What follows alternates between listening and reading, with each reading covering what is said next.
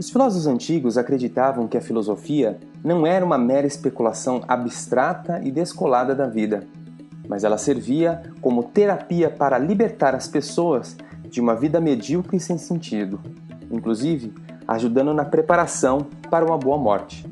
No mito da caverna, Platão procura expressar como a filosofia pode curar a nossa cegueira e ilusão através da reflexão e assim nos conduzir à sabedoria.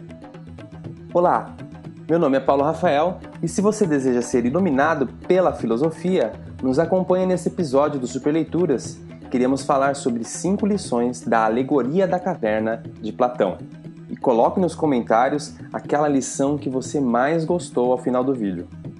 A Alegoria da Caverna é, com certeza, a história mais famosa da filosofia. Também pelo fato de ter sido retratada pela cultura pop nos filmes Matrix e o Show de Truman. A Alegoria da Caverna é contada no livro A República. Nesse diálogo, Sócrates é o protagonista e o assunto versa sobre o melhor governo, tendo como fio condutor da discussão o que é a justiça. No livro 7, Platão conta a seguinte história. Imagine algumas pessoas que estão amarradas no fundo escuro de uma caverna, voltadas para a parede dessa caverna. Elas nunca saíram de lá, nem viram a luz do sol. Tudo que elas conseguem ver são imagens projetadas na parede da caverna através da luz de uma fogueira. Uma espécie de imagem cinematográfica que mostra as sombras dos animais, pessoas, plantas e objetos que são projetadas de fora da caverna.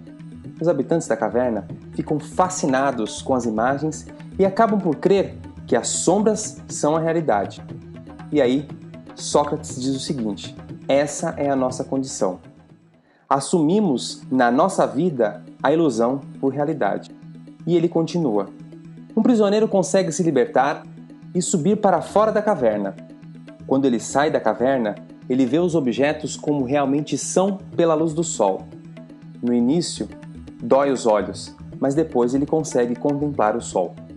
Essa alegoria revela que aquele que sai da caverna e contempla as coisas enquanto tais, iluminadas pela luz do sol, é o filósofo. O sol é a imagem do bem.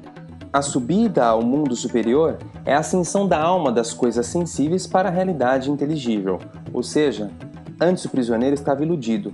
Agora que ele viu o sol, ele sabe distinguir entre o que é real e o que é falso. Platão, ao final, faz uma suposição. Se o prisioneiro voltasse para o fundo da caverna e ele dissesse aos outros: olha, o que vocês estão vendo não é a realidade, é apenas uma sombra. Os prisioneiros não acreditariam e até matariam o ex-prisioneiro. Uma clara referência a Sócrates, que foi condenado à morte, mas que só estava querendo mostrar a luz. Se você quer saber mais sobre Sócrates, veja o nosso vídeo A Última Aula de Sócrates. Vamos às lições da Alegoria da Caverna. Primeira lição: as coisas materiais são sombras. A caverna simboliza o mundo sensível e material. É uma realidade que as pessoas, já lá no tempo de Platão, ficavam vidradas e hipnotizadas. As coisas materiais e os bens corporais parecem profundamente reais, mas desaparecem rapidamente. Eles são estáveis e passageiros. As riquezas, honras e prazeres possuem, para Platão, uma importância secundária e não podem tomar lugar daquilo que é realmente essencial. Isto é, os valores imateriais e os bens da alma, tais como a sabedoria, o bem, a contemplação do ser. Segunda lição: ficar dentro da caverna é mais fácil. Sair da zona de conforto é a libertação das algemas. Assumir a responsabilidade pela própria vida e não se vitimizar é um grande passo libertador. Porém, é mais fácil continuar na sombra e não fazer esforço para sair da própria inércia. E a filosofia pode te ajudar a sair da caverna. Terceira lição: a luz irá criar incômodo. E no caso de o forçarem a olhar a luz, não sentiria dor nos olhos? Pelo fato do prisioneiro ter ficado muito tempo no escuro, ele irá sofrer para enxergar a luz. Ou seja, é difícil querer sair da cegueira da ignorância, porque justamente acreditávamos estar na luz. Aceitar a própria ignorância, erros e auto-enganos é um grande passo para o conhecimento verdadeiro de si, ou seja, é uma etapa libertadora para sair da ilusão e ir na direção da contemplação da verdade. Quarta lição: habituar-se para poder contemplar o mundo superior. O mundo material todos nós conhecemos e com ele interagimos, mas nem todos estão conectados ao mundo espiritual. Para isso, é preciso contemplar a luz que revela o que todas as coisas são. Platão nos convida a realizar essa contemplação do divino e buscar a transcendência. Trata-se do aspecto místico e teológico do platonismo.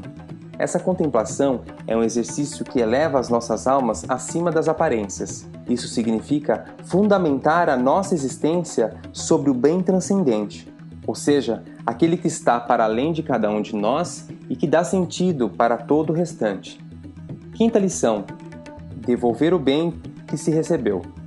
O ex-prisioneiro da caverna, que após ter sido iluminado pelo bem, agora é impulsionado a retornar à caverna para ajudar os outros a se libertarem.